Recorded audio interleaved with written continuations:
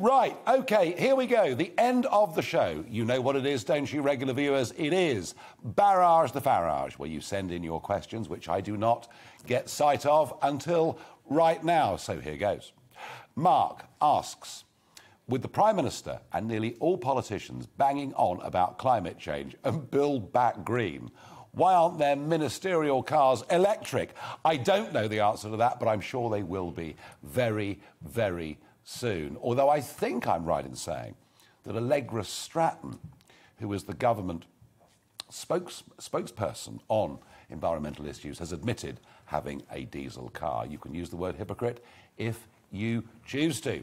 Rob asks me, who would you like to interview first on your show, Boris or the Donald? I don't mind. I do get on with one of them rather better than the other, but I don't mind. I mean, and here's the point. Here's the point about GBNews as a station. You know, we're happy to interview people, whatever their political opinion, whatever side of the spectrum they come from. It's just that we, as a station, do not represent constantly the narrow metropolitan mindset that comes from a few central London postcodes. And I think we're doing that really quite well. Erica asks, oh, here we go. Your surname is quite unusual. Where does it come from? I don't know. I mean, look, what do you park your car in? That's a G-A-R-A-G-E. This is an F-A-R-A-G-E. Some people think it's from Huguenot descent. It may well be. It may well be. More unusual is Nigel, because Nigels are disappearing.